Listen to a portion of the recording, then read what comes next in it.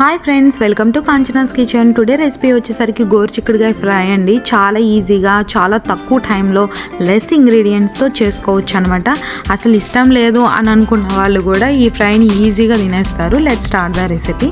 And ఇక్కడ గోరుచిక్కుడుకాయలు ఉంటాయి కదండి, వాటిని మంచిగా క్లీన్ చేసేసుకొని అటు సైడు ఇటు సైడు ఉన్న ఎడ్జెస్ని తీసేసుకొని ఒక మిక్సీ జార్లోకి తీసుకోవాలండి. వీటినన్నిటిని మనం మిక్సీ పట్టుకుంటాం, దీంట్లో ఉడకబెట్టాల్సిన పని ఏమీ లేదు.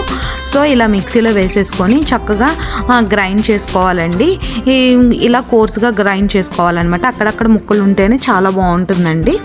అండ్ ఇక్కడ యాజ్ యూజువల్గా ఇంకా తాలింపు పెట్టేసుకోవడమే.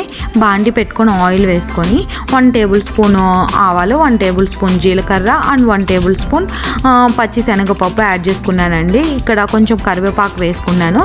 అండ్ ఇక్కడ నేను ఎండుమిర్చి వేయటం మర్చిపోయాను, మీరైతే ఎండుమిర్చిని కూడా యాడ్ చేసుకోండి. ఇలా వేగుతున్నప్పుడు ఒక 4-5 వెల్లుల్లిపాయ రెబ్బలు ఉంటాయి కదండి, అవి మంచిగా దంచేసుకొని ఆ ఆయిల్లోకి వేసేసుకోండి. ఇవి కొంచెం వెల్లుల్లిపాయ రెబ్బలు కొంచెం రెడ్గా అయ్యేదాకా వేపుకోండి. అప్పుడే మంచి ఫ్లేవర్ వచ్చి కర్రీ బాగుంటుందన్నమాట.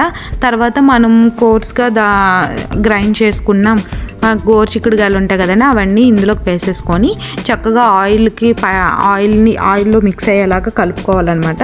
తర్వాత రుచికి సరిపడ్డ సాల్ట్ని అండ్ కొంచెం పసుపుని యాడ్ చేసుకొని ఒక 5 మినిట్స్ మంచిగా ఇలా కలుపుకుంటూ వేపుకోవాలండి. తర్వాత 1.5 స్పూన్ నేను కారం యాడ్ చేశాను. ఇక్కడ మీ టేస్ట్కి తగ్గట్టుగా మీరు కారాన్ని యాడ్ చేసుకోండి. ఇలా మంచిగా కలిపేసుకొని అక్కడక్కడ మధ్యలో కలుపుకుంటూ ఒక 5 to 10 మినిట్స్ మీడియం ఫ్లేమ్లో పెట్టుకొని వేగించుకోవాలండి. చూడండి, నాకు ఇలా 10 మినిట్స్కి ఇట్లా వచ్చిందనమాట. చూడండి ఎంత బాగా రెడీ అయిపోయిందో, ఎంత బాగా ఫ్రై అయిందో. ఇది రసం రైస్లోకి కానీ, సాంబార్ రైస్లోకి కానీ మంచి సైడ్ డిష్గా పనికొస్తుంది అనమాట. చాలా బాగుంటుంది.